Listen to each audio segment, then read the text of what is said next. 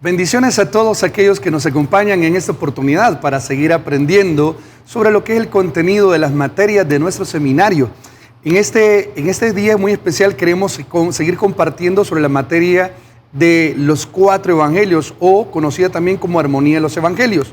Mi nombre es Pastor Joel Fuentes, soy catedrático y maestro del Colegio de Teología El Salvador de nuestro Iglesia Tabernáculo Bautista. Qué bueno que nos esté acompañando. Queremos, por este tipo de enseñanza, mostrarle lo que nuestros alumnos de nuestro seminario están aprendiendo en clases presenciales y también virtuales. Este contenido es para todas las personas de diferentes niveles académicos, sociales. Lo que queremos es que usted aprenda de la bendita palabra de Dios. Así que en este día, amados hermanos, vamos a abordar un tema maravilloso a través de esta materia de la armonía de los evangelios, que es las parábolas de Jesús en la armonía de los evangelios. Ese es el tema que hemos de desarrollar en esta clase para que usted y yo podamos aprender. Así que para comenzar, permíteme hacer una breve oración para que todo sea conforme lo que Dios espera que se diga. Padre, gracias te damos en el nombre de Jesús por la oportunidad de permitirnos aprender y enriquecer nuestra mente y corazón con tu bendita palabra. Que este conocimiento académico, bíblico, teológico pueda edificar a todos aquellos que están atrás de las cámaras. Te rogamos en el nombre de Jesús que sea tu palabra hablándonos en esta ocasión y edificándonos como cuerpo de Cristo, porque en el nombre de Él te lo pedimos y oramos. Amén y amén. Muy bien, bienvenidos nuevamente a este proceso de clases de nuestro seminario en la cual queremos que usted siga aprendiendo. Bueno, hoy vamos a desarrollar el tema las parábolas de Jesús en armonía de los evangelios. Bueno, para comenzar tenemos que entender las parábolas que Jesús va a desarrollar son narradas a través de los 4 evangelios. Ya en las clases anteriores hemos hablado que esos 4 evangelios se enfocan en la vida de Jesús, en la vida, en el ministerio, desde su nacimiento hasta su muerte y su resurrección. Y hemos venido seccionando el conocimiento en estas 4 clases que hoy terminaríamos con esta premisa de lo que sería esta materia. Ahora, cuando hablamos de las parábolas de Jesús, tenemos que hablar que es una enseñanza específica, en la cual es un método que Él va a ocupar para poder dirigirse a la audiencia que lo seguía en los diferentes lugares que Él caminó. Ahora, de los 4 evangelios, Mateo, Marcos, Lucas y Juan, tenemos que decir que hemos catalogado también ya antes que hay 3 evangelios que concuerdan con diferentes narrativas sobre la vida de Jesús, muy parecidas, similares. Y Juan, que habla sobre la vida de Jesús, pero de una manera muy particular. Por eso Mateo, Marcos y Lucas son catalogados o son llamados sinópticos, porque comparten mucha riqueza de enseñanza de Jesús, narrada entre ellos de diferentes puntos de vista. Ahora, hablar de las parábolas es hablar de una enseñanza, de un estilo pedagógico de Cristo muy particular. Y queremos decir, las parábolas escritas por estos hombres solamente las vamos a encontrar en 3 de los 4 evangelios, los cuales son Mateo, Marcos y Lucas. El evangelio de Juan no va a abordar parábolas como tal, pero sí las va a abordar algunas analogías, algunas metáforas extendidas para algún tipo de enseñanza. Va a ser más que todo Mateo, Marcos y Lucas los que abordan las parábolas de Jesús. Bueno, en la teología hay diferentes variantes y se cree que hay más de 30 a 40 parábolas que Jesús narró en su vida y ministerio que están contenidas en estos 3 evangelios que acabamos de mencionar. Ahora bien, teniendo en cuenta esa base, pues comencemos con lo principal. ¿Qué es una parábola?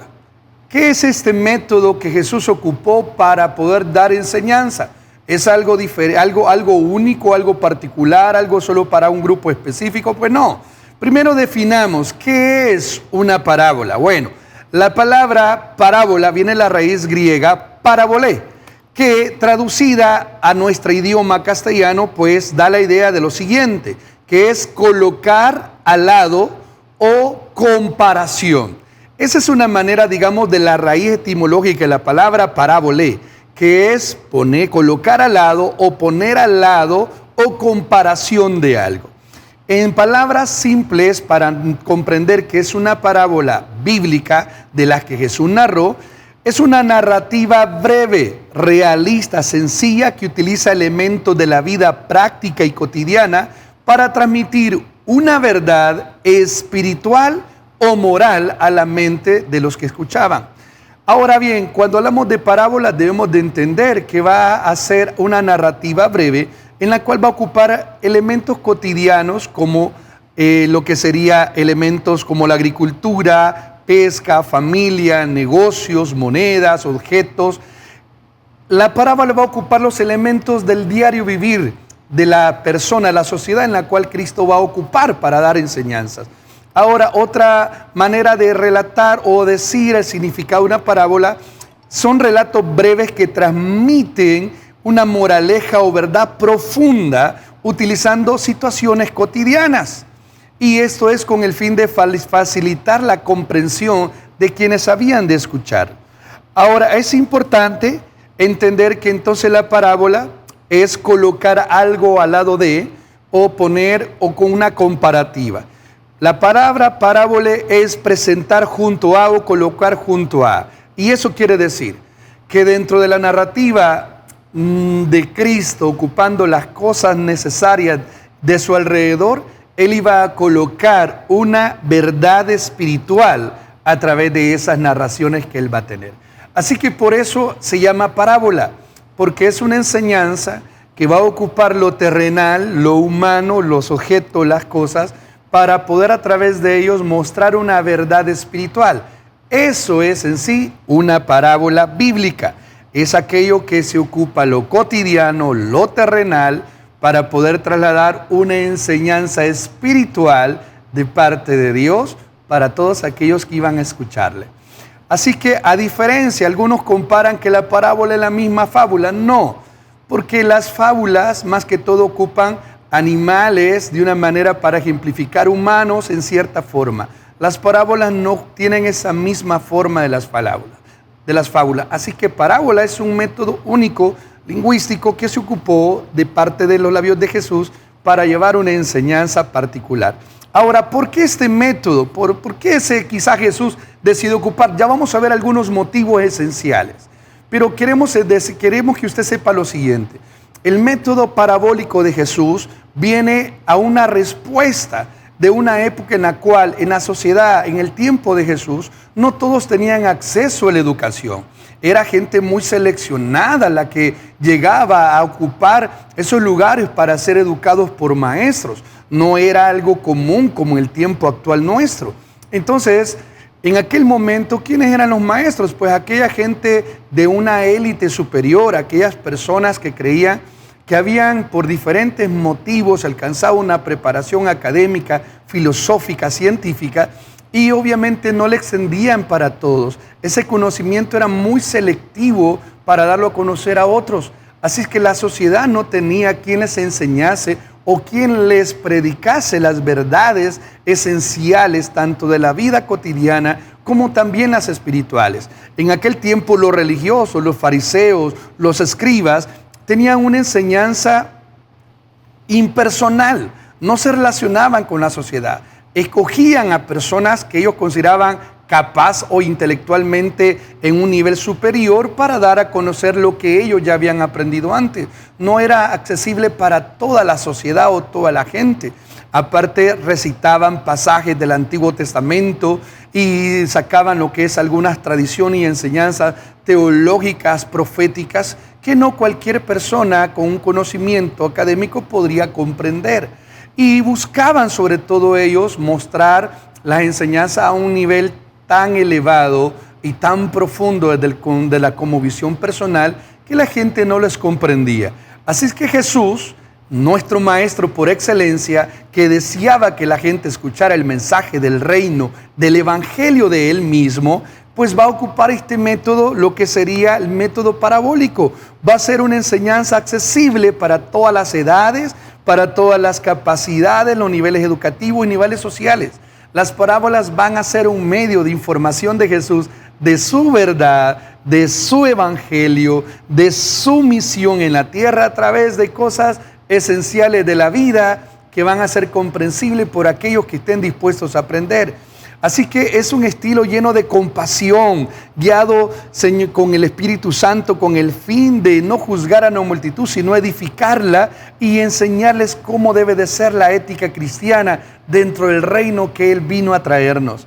Así es que esto es importante porque la enseñanza de Jesús va a generar un asombro tan maravilloso que la gente indocta, la gente, digamos, del nivel básico de la sociedad, va a lograr comprender estas verdades con maneras fáciles, sencillas, que Cristo va a utilizar. Así que el método de las parábolas de Jesús era una respuesta para la poca enseñanza que en aquel tiempo la sociedad le entregaba a la sociedad misma.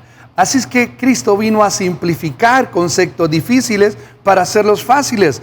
Va a mostrar cómo aquel conocimiento puede ser algo aplicable en las acciones diarias de vida. Ahora bien, teniendo en cuenta esto, es importante decir lo siguiente. Las parábolas juegan un papel de dualidad. Se muestra algo terrenal, alguna enseñanza terrenal para mostrar un significado espiritual. Ese es el énfasis de todas las parábolas de Cristo. Exponer una realidad, una historia de las cosas reales, tangibles, para enseñar una verdad espiritual para todo aquel que va a recibir este mensaje.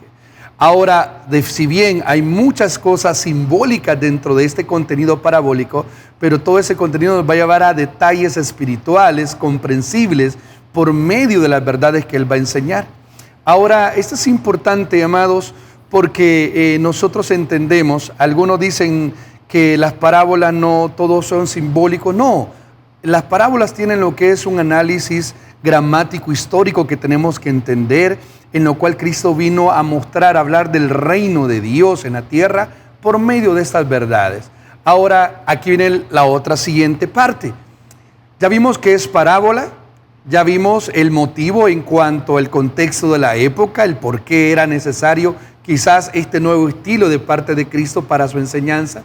Pero ahora veamos los motivos principales y medulares de por qué las parábolas son importantes. Bueno, el primer motivo de por qué este nuevo estilo de enseñanza de Jesús era vital es por 4 motivos esenciales. El primer motivo, el motivo pedagógico, o sea, Jesús como maestro.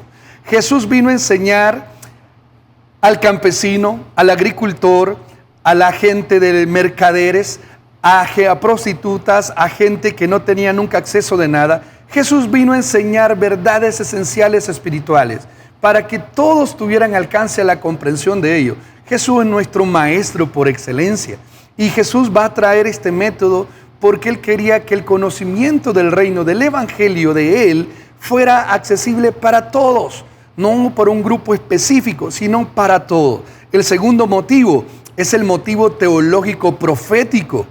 El motivo de que Él viniese a enseñar parábolas, que hay más de 30, 40 en los 3 evangelios sinópticos, es porque Cristo tenía que venir a cumplir un aspecto profético sobre este tipo de enseñanzas llamadas parábolas. Y en Mateo capítulo 13, del versículo 13 al 15, usted podrá leerlo en casa, se lo voy a leer desde acá. Dice la Escritura, por eso les habló por parábolas, porque viendo no ven y oyendo no oyen, ni entienden.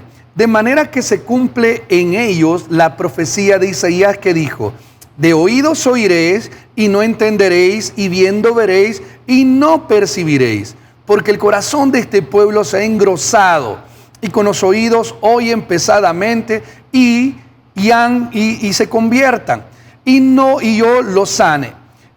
Esto cuando Jesús lo dice en el sentido del cumplimiento de Isaías capítulo 6 del 9 al 10, en lo cual se profetizó que Jesús iba a utilizar este método de parábolas por una razón, hacer lo difícil a lo fácil. Y escuche, era una profecía porque Israel, cuando Él viniese, iba a tener el corazón tan engrosado, tan duro, que para ellos entender el método parabólico era tan básico, tan fácil, que no le dieron importancia para comprender las verdades. Entonces, cuando Cristo habla del método parabólico es porque estaba cumpliendo una profecía, no solamente porque era maestro, sino porque era una manera de comprobar que el corazón endurecido aún lo fácil no lo iba a poder entender, porque aunque oyeran no iban a comprender, porque aunque vieran no iban a poder ver las verdades tras estas enseñanzas tan básicas y sencillas como el método parabólico. El tercer motivo de la importancia de las parábolas es un motivo apologético, o sea, de defensa. Cuando Cristo viene había un sistema político, el romano y también el judío. Ahora Cristo vino a hablar del reino de los cielos se ha acercado. Él vino a establecer un reino. Y las parábolas, de hecho Mateo capítulo 13 en adelante, comienza a hablar sobre ese reino que Él vino a inaugurar de manera espiritual. Entonces, claro, hablar de una institucionalidad, de un nuevo reino, era ir en contra del imperio romano. Y eso era motivo para la muerte automáticamente. Entonces, cuando Cristo comienza a hablar en parábolas, era una manera de defenderse para no caer en ese agravio y dar enseñanzas de la vida cotidiana de una manera que la gente política y los hombres orgullosos no pudiesen captar o entender directamente lo que él estaba enseñando. Por eso este método es maravilloso, porque cumple muchas funciones maravillosas de los motivos de por qué. Cristo, de hecho, en Marcos 12 va a hablar una parábola de dos ladrones malvados que van a alquilar un terreno a un amo, y ese amo con el tiempo va a mandar a cobrarles a través de uno, otro y otro, y los que hacían estos ladrones eran matarlos hasta que envió a su hijo, dice Jesús, este amo, y aún a su hijo lo mataron. Entonces, esta parábola de hecho era una digamos, verdad directa contra el fariseísmo, contra el judaísmo de la época, que Dios le mandó profetas uno tras otro, les mandó a su propio hijo y lo rechazaron. Era una manera directa de decir verdades, pero no de una manera ofensiva. Por eso tiene un motivo apologético, porque enseñaba verdades de una manera oculta o indirecta, para no ofender directamente a aquellas personas que eran malas de la época. Y sobre todo tiene un motivo escatológico, porque es donde Cristo va a ocupar el método de parábolas para poder hacer comprensible todos aquellos eventos futuros, los eventos que vendrán aún sobre la iglesia del proceso profético de Cristo sobre ella. Así es que Él va a hablar sobre el reino, cómo ha de ser, cómo tiene que ser preparado, cómo será cuando Él venga. Todos los eventos futuros sobre la venida de Cristo, Él los narró, Él los dijo a través de muchas parábolas. Aquí tenemos entonces los 4 motivos de por qué el método de las parábolas ocupado de Jesús es importante. Porque el método fue un método, porque Jesús es el maestro por excelencia, fue un método de hacerlo difícil fácil. Hablamos también que ocupó este método porque era una manera profética de cumplir lo que la salvación iba a ser, de una manera oculta para corazones duros y abierta para todo aquel humilde de corazón que ha de recibir la enseñanza. También hemos aprendido que el motivo es apologético, para ocultar ciertas verdades de una manera para no ser tan directos y comprometer su ministerio terrenal. Y también el motivo escatológico. Aquí tenemos 4 motivos de por qué las parábolas eran importantes y necesarias. Ahora bien, cuando hablamos de parábolas, como vuelvo e insisto, hay de entre 30 a 40 aproximadamente parábolas en los 3 evangelios, Marcos, Mateo y Lucas. Y de todas esas parábolas hay unas que se repiten entre ellos. Ahora, pero cada uno tiene algunas específicas que solo en los evangelios de ellos fueron narradas por Jesús, y los autores quisieron dejar y ser específico en esas parábolas únicas que Jesucristo narró. Pero cada uno de ellos también tiene una forma de estructurar en su libro, en su evangelio. En el caso de Mateo, las parábolas que él tiene las agrupa, podríamos decir, en 3 secciones. Del capítulo 13 en adelante, vemos que Jesús, o Mateo en este caso, va a referirse a las parábolas del reino, comenzando con el sembrador, la cizaña, el grano de mostaza, la levadura, el tesoro perdido, la perla, la red. Todo eso tendría que ver con lo que es, cómo es el reino de Dios. También en su estructura de su evangelio, del capítulo 21 al 22, vamos a ver que hay parábolas de juicio y de mayordomía dentro de ese reino. Y también en el capítulo 24-25 vamos a encontrar las parábolas de los eventos futuros sobre la venida de Jesucristo. Vamos a encontrar ahí parábolas como el higo, el siervo fiel, las 10 vírgenes, los talentos, que tiene que ver con que Cristo viene en el tiempo futuro. Ahora, en el caso de Lucas, podemos ver que Lucas no tiene una estructura muy concreta. Sin embargo, si la tiene, él habla del capítulo 15 en adelante, expone sobre las misericordias, también habla sobre las riquezas, el juez injusto, da un orden pero no tan seccionado. Y en el caso de Marcos, las parábolas están en toda la narrativa, no hay un orden específico de cómo, pero teniendo en cuenta los 3 evangelios, sí podemos estructurarlos. Teológicamente, muchos teólogos y algunos escritores sugieren que las 30, 40 parábolas descritas en los 3 evangelios sinópticos, Mateo, Marcos, Lucas, pueden ser seccionadas a través de 6 líneas principales. Parábolas que hablan sobre el perdón, parábolas que hablan sobre el amor o la gracia de Dios, parábolas que hablan sobre la administración, parábolas enfocadas en la difusión del evangelio del reino, parábolas enfocadas sobre la vida cristiana y ética de todo creyente, y las parábolas sobre los eventos del pronto regreso de Cristo. En esas 6 líneas, algunos teólogos meten esas 30, 40 parábolas que Cristo narró a través de esos evangelios. Ahora, veamos algunas de ellos bajo estas 3 líneas sistemáticamente ordenadas. Ahora, aclarando, solamente el evangelio de Juan no encontramos parábolas, como dije al inicio, sino que hay algunas metáforas extendidas de él para dar enseñanzas importantes, pero que teológicamente no han sido catalogadas como parábolas como tal. Solo los 3 primeros evangelios, Mateo, Marcos y Lucas, es donde tenemos la riqueza parabólica de estas enseñanzas de Jesús. Ahora mire esto, hablemos de las parábolas importantes. Tenemos lo que es sobre lo que sería las primeras 2 líneas, el amor y el perdón. Dentro de eso vamos a encontrar parábolas sobre el siervo que no perdonó una deuda, que su amo le pidió, se lo encuentra en Mateo 18, del 23 al 35, en la cual tenemos a un amo que le cobró una deuda a alguien que impagable, lo metió a la cárcel, pero rogando, él tuvo misericordia y le perdonó la deuda. Pero cuando sale de la prisión encuentra otro que le debía a él, y sí le cobró, y como no le pagó lo echó a la cárcel y no tuvo misericordia. Y ahí viene la enseñanza de Jesús, que nos llama al perdón. Así como hemos sido perdonados a través de Cristo en la cruz, también el perdón debe de ser extendido.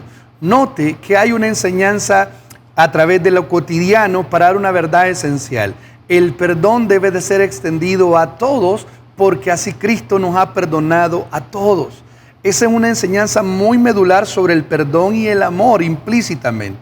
También vamos a tener sobre la oveja perdida, que la encontramos en Mateo 18, del 10 al 14, sobre una persona que tenía 100 ovejas, una se le pierde, deja las 99 y va por esa a buscarla, a esa oveja perdida. Cuando la encuentra, la trae muy contento.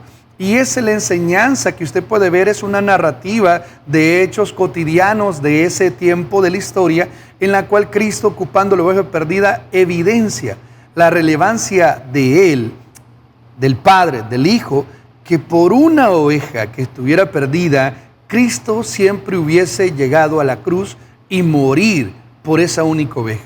Mire la enseñanza espiritual tan profunda, que de algo cotidiano nuestra mente diría, no, yo no dejo las 99, son más, ¿por qué voy a ir por una y abandonar las 99? Pero nuestra lógica no entra dentro de la lógica de Dios. Por eso las parábolas son tan maravillosas, porque nos dan lecciones profundas espirituales que no razonan bajo nuestra propia lógica. Eso es lo maravilloso de por qué esta enseñanza impactó a una sociedad en el tiempo de Cristo cuando Él las contaba. Encontraremos sobre lo que es parábolas del amor y el perdón, sobre la moneda perdida. Una mujer que tiene 10 monedas, pierde una y dice que barre la casa y todo hasta que la encuentra. Vemos que esto tiene la misma similitud. No eran las otras 9 las importantes, sino la única perdida, dándole importancia del amor hacia aquello que es de gran precio y valor. Y en el caso, nuestra vida para Dios es de gran precio y valor. Ahora, luego después de eso, podemos ver las parábolas que están seccionadas sobre la administración y la difusión del Evangelio de Cristo. Voy a mencionar algunas de muchas que hay. Tenemos lo que es el rico insensato, hablando sobre la administración. En Lucas se habla sobre un rico que tenía mucho fruto produciendo en su tierra. Y él dice, ¿qué haré con tanto? Viene y él dice, voy a hacer más graneros. Y levanta más graneros, los llena completamente. Y podemos ver que él dice, bueno, ahora que tengo todo lo que necesito, voy a comer, dormir y descansar. Y viene ahí la parte de la enseñanza. Necio, ¿qué harás si hoy vienen a pedir tu alma? Entonces, en Lucas capítulo 12, del versículo 16 al 21 está esta narrativa. Pero mire, me asombra porque en los versículos bíblicos literales dice esto, el 19. Y diré a mi alma, alma, muchos bienes tienes guardados para muchos años. Repósate, come, bebe y regocíjate. Pero Dios le dijo, necio, esta noche vienen a pedir tu alma. ¿Y lo que has provisto de quién será? Y la respuesta de Jesús es esta. Así es el que hace para sí tesoro y no es rico para Dios. Esta parábola habla de la administración, pero que la administración no tiene que ser el llevarnos a lo desmedido, cuando sabemos que nuestra vida está en las manos y en el tiempo de Dios. Entonces la importancia no es la riqueza, ni tampoco el no hacerla, sino aquí la enseñanza de Jesús es ser contento con lo que tenemos y no acumular cuando otros pueden necesitar de lo que nosotros acumulamos. Aquí hay un principio importante. Aquí no habla sobre lo malo es hacer riqueza, sino del corazón vanaglorioso, pensando en sí mismo y no en los demás, no en el reino de Dios, no en hacer la voluntad de Dios. Entonces, estas parábolas sobre la administración nos hablan de eso maravilloso que tenemos que tener, de la generosidad, de no pensar solo en uno, sino en los demás. Y eso me habla también de tomando en cuenta otras parábolas, no solamente de la administración, sino también de la difusión del reino, en la cual en Marcos 4, 21 y 25, en Mateo capítulo 5, del 13 en adelante, Jesús habló de que somos la luz del mundo y una luz no puede estar escondida, sino que está en lo más alto para iluminar a otros. Y Jesucristo ocupó este tipo de enseñanzas para poder hacernos entender que todo cristiano ahora, siendo ya iluminado por Dios, debe de cumplir la misión de iluminar a otros con la luz no propia, sino la luz del Evangelio de Cristo. De igual se toma la parábola del sembrador, la semilla de mostaza y los obreros de la viña, en lo cual está en Mateo capítulo 20, de estar siempre lo que es trabajando, dando frutos para el reino de Dios. A pesar de que unos vendrán después a seguir la labor, otros trabajarán más que otros, lo importante es que el Evangelio nunca cese de ser predicado por los que ahora hemos recibido la gracia de la salvación. Vea esto, hermanos y amigos que nos están viendo. Lo maravilloso de las enseñanzas espirituales de las parábolas, tomando lo cotidiano, lo humano, para dar enseñanzas espirituales que conmueven, que nunca serán bajo nuestro razonamiento o lógica, sino bajo el pensamiento santo y divino de Dios. Ahora, quisiera enfocarme sobre quizás las parábolas más principales o más comunes, que es donde más se predica, y poder terminar con este tipo de enseñanzas sobre las parábolas de Cristo. De las 30, 40, siempre habrán unas más relevantes que en otra en cuanto a contenido y riqueza. Y hay 6 que se creen como más relevantes, no que son las más importantes, sino con más relevancia en cuanto a enseñanza. Y la que tenemos, la primera, es la del sembrador. La encontramos en Mateo capítulo 13 y también está en Marcos capítulo 4 y en Lucas capítulo 8. En los 3 evangelios está narrada, solo que Mateo la narra con más detalle. Y es una, o quizás la única, en la cual Cristo reveló y explicó cómo era la interpretación de ella. Las demás solo fueron enseñadas, no vemos que Cristo las haya explicado con claridad. Pero esta sí la va a decir y va a tener el cuidado de explicársela a sus discípulos cómo es que debe de ser entendida. Y dentro del análisis del sembrador, de la parábola del sembrador, lo que destaca esta historia es la eficacia de la palabra. Va a hablar de un sembrador, va a hablar lo que es de una semilla, va a hablar de 4 tipos de tierra. Y esto es maravilloso porque nos abre el camino, nos abre lo que es el lugar del camino, los pedregales, los espinos y la buena tierra. Pero note, solo es un sembrador y es una sola semilla en 4 terrenos distintos. Los 4 terrenos de una manera van a representar el corazón de cada persona. La semilla siempre será el evangelio y el sembrador es toda persona que ahora en Cristo debe de comunicar, sembrar esa semilla que es el evangelio, independientemente de los terrenos que tenemos por delante. El que va a dar el fruto va a ser el Espíritu Santo, pero solo en aquellos que caigan en buena tierra. Y ahí tenemos lo que es el camino, que es un terreno duro, que cae superficial, que da la intención de aquellas personas que escuchan, pero no permiten que el evangelio ingrese a su vida, por ende no darán fruto. Vendrá el enemigo y arrebatará la palabra porque nunca fue sembrada con profundidad. Es a los que caen en pedregales, en los cuales vemos que hay una recepción emocional, maravillosa, instantánea, pero muy superficial, en la cual obviamente cuando viene el sol la quema y no da fruto, se termina perdiendo, porque la raíz no fue profunda. Eso es aquellas personas que reciben quizás el mensaje, pero nunca profundizan y cuando hay problemas son los que abandonan la fe. Quizás nunca nacieron de nuevo, simplemente se emocionaron con algunas promesas terrenales, momentáneas. Luego está la enseñanza de la semilla que cayó entre los espinos, en los cuales habla de un corazón dividido y ahogado por las afanes de este mundo. Podemos ver que tampoco esta semilla va a germinar y dar fruto para mostrar la obra del Espíritu Santo. Y podemos ver que en las 3 tiene que ver el enemigo tratando de quitar el evangelio, que es la palabra de Dios. Pero no así la última, que cae en tierra buena, dice la Escritura, en buena tierra. Y ese es el corazón de aquel que está dispuesto a dar un fruto por medio de la palabra y guiado por el Espíritu Santo. Y podemos ver que quizás este es aquel corazón con buena tierra, aquel corazón que se cataloga necesitado de Dios. Vea esto, Jesús ocupó lo que es un sembrador, una semilla y ocupa 4 tipos de tierra. Eso lo entendió la gente de su época. Todo agricultor sabía cómo funciona la siembra, sabían los procesos. Y sacando esto, Cristo va a dar la enseñanza medular a sus discípulos. ¿En qué consiste? Y les va a dar a través de esta enseñanza terrenal una enseñanza espiritual de lo que es la importancia de predicar el evangelio después de su muerte y su resurrección. Y que el que se va a encargar de dar el fruto no es el hombre, sino Dios, haciendo brotar esa semilla en corazones arrepentidos y necesitados.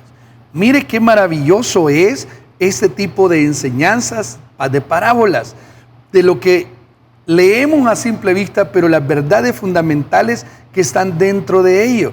Y esto es maravilloso, hermanos, porque Cristo trató de darlas con intención para que ahora nosotros, independientemente del conocimiento académico, científico, teológico que tengamos, estas verdades están al alcance de ser entendidas por cualquier persona que está bajo el señorío de Cristo y que tiene el Espíritu Santo y que desea vivir a través de Él. Ahora, permítame terminar esta clase de las parábolas de Jesús con otra última parábola de las muchas que hay importantes, y es la parábola del Hijo Pródigo. ¿Quién no la ha escuchado? Todos hemos crecido escuchándola de diferentes tópicos o formas, pero hay una enseñanza central en esta parábola que está obviamente narrada en Lucas del capítulo 15, del 11 versículo al 32, en la cual vemos a 2 hijos, a un padre, a un hijo insensato que pide la herencia a su padre, y hay muchas cosas de analizar hermenéuticamente y exegéticamente. Pero permítame darle las enseñanzas medulares de esta historia terrenal, aparentemente humana, pero que más que todo era una lección espiritual que va a brotar de eso. A un padre que concede al hijo, le da la herencia. Este hijo se va y vive perdidamente, narra la Escritura, y ya viéndose sin nada de la herencia, totalmente perdido, devastado, se emplea en un lugar donde estaba atendiendo a cerdos y él deseó comer aún la comida de los cerdos. Y dice que ahí hay un arrepentimiento de este joven que actuó mal desde el principio. Y dice, en la casa de mi padre los jornaleros comen mejor que yo. Volveré a la casa de mi padre, me arrepentiré, se le diré, he pecado contra el cielo y contra ti, perdóname, no soy digno de ser llamado tu hijo, hazme nada más un empleado. Vemos que hay una persona que actuó mal, pero que termina arrepentido, reconociendo su error y viniendo no a reclamar nada, sino a humillarse delante de un padre. Y dice la Escritura que regresa, su padre lo esperaba, sale a abrazarlo, lo abraza, lo ama, le pone anillo, lo viste de majestuosidad y enseña la Escritura. Hace una gran fiesta, convida a la gente, a su familia, pero aparece una persona en la escena que es el hermano. Y el hermano viene, llama a su padre y le reclama, yo soy tu hijo, no te doy problemas, siempre he estado acá y nunca ni has matado ni un corderito por mí. Y el padre le dice, hijo, todo es tuyo. Si no lo has disfrutado es porque tú no has deseado, lo estoy parafraseando. ¿Cuál es el punto medular de esta escena, de esta parábola, la enseñanza? Es la gracia, el amor, el perdón de Dios a través de alguien que se arrepiente. Pero note algo, el hijo que quedó en casa, que aparentemente era de una buena conducta, no tenía un corazón de gratitud con su padre, sino un corazón de reclamo y un corazón de repudio sobre su propio hermano que había regresado arrepentido. Y esto Cristo lo narra para evidenciar la realidad de su época. El fariseo no quería que nadie fuera de ellos pudiese acceder a la salvación. Y esto nos habla del tiempo actual, donde dentro del mismo cuerpo de Cristo, muchas veces al ver que otros tienen unas bendiciones de Dios, rechazamos y repudiamos a Dios por no darnos a nosotros lo mismo que otros tienen. Amados, la parábola del hijo pródigo no solamente se enfoca en ese hijo perdido que se arrepintió y regresó, sino que también enfoca la realidad de corazones no arrepentidos y corazones dañados, quebrados y orgullosos de personas que aparentan estar bien, pero parecería que no tienen una vida arrepentida delante de Dios con su conducta. Y ahí sí hay muchas otras enseñanzas maravillosas que podemos mostrar. Aparte de que esta parábola solo quiere enfocar algo, la fe sola en Dios es lo único que nos salva. No obras, no méritos, solo un arrepentimiento genuino en regresar al Padre ahora por medio del Hijo. Y así otras y muchas parábolas que podemos seguir analizando. Las parábolas que hablan de los eventos futuros, como las 10 vírgenes, que tiene que ver con el acontecimiento que esperamos del regreso de Cristo. La invitación del novio para que todos acudan a través de una invitación que es el Evangelio mismo. Y así muchas otras parábolas que hablarán sobre la venida de Cristo, sobre lo que aparece allá en Mateo capítulo 24 y 25, que tiene que ver con también los juicios que vendrán antes de que Cristo venga a poner ese reino milenial aquí en la tierra. Y así, amados, tenemos muchas parábolas por analizar. Estas son las enseñanzas que estamos transmitiéndole para que usted aprenda. Y si usted quiere seguir aprendiendo más, nuestro seminario, nuestro Colegio Bautista de Teología, lo espera con los brazos abiertos. Eso nada más son pequeñas enseñanzas que estamos tratando de darle para que usted se enamore de lo que la Biblia enseña y de esa manera también usted pueda desear aprender mucho más a través de nuestra iglesia y a través de nuestro seminario.